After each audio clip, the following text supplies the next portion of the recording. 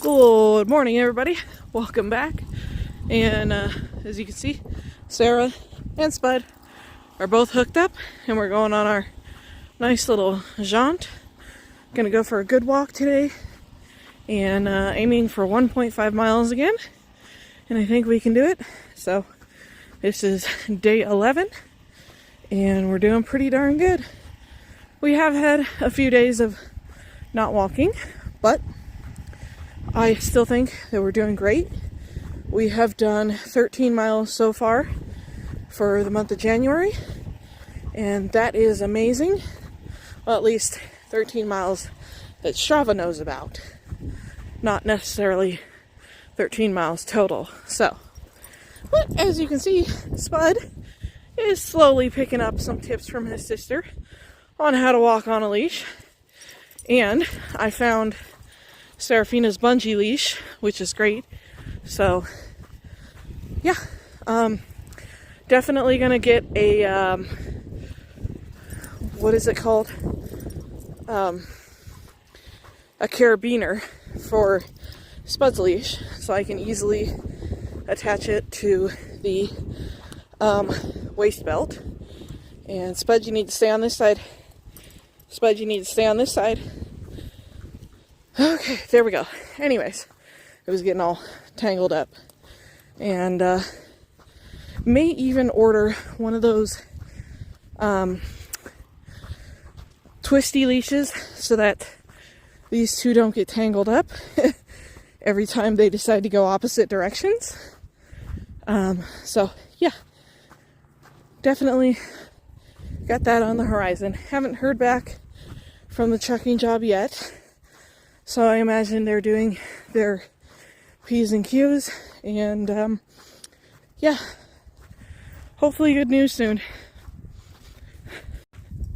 Hey guys, welcome back. So we got to the half-mile point, and it took us about 13 minutes. I think that was pretty good time. I think the cooler weather is definitely helping, and as you can see, Spud is actually doing pretty well at staying out at the end of his leash, which is great.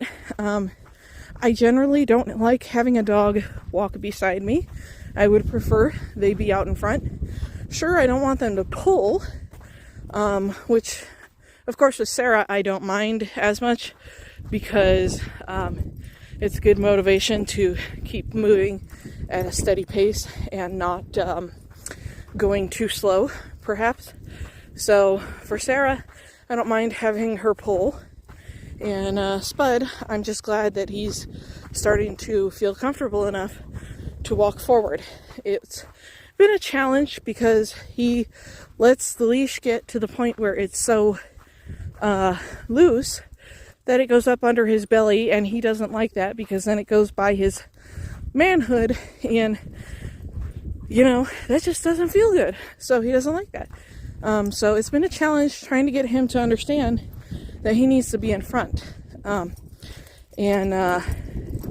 Usually what I do is I hold his leash up while he's getting comfortable with moving forward. And then once he goes forward, he takes up the slack himself, so I don't need to. And I think he'll get a little bit more comfortable with it as he grows.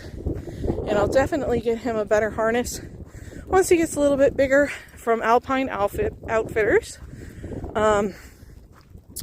They are amazing. That's who Sarah's harness is with. And I'm going to get her a new one eventually, just not yet. And hers will 100% have her name on it, and Spud's as well. They are expensive though, so it's something that I'll have to save for. And my main priority right now is getting this job, which, you know, hopefully we hear back some more today. But if not, that's okay. Sorry, I got a little bit of pressure in my chest there.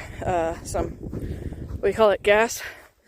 And I don't know why, because I haven't had soda for, about 10 days now.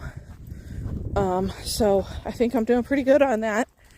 And so I don't understand where the pressure is coming from, but hey, who knows?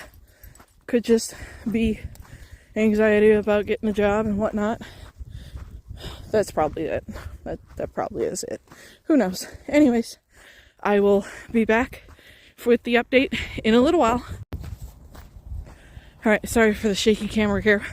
But Spud is trying to deviate. He does not wish to continue. But, update, we've done a mile in just about 25 minutes here. So, I'd say that is very, very good. And I'll let Spud's leash drop in a minute as he starts to take up the slack. And as you can see, he's starting to take up that slack, but it's a little slow. So just kind of holding it up so it doesn't go underneath his manhood and cause him issues.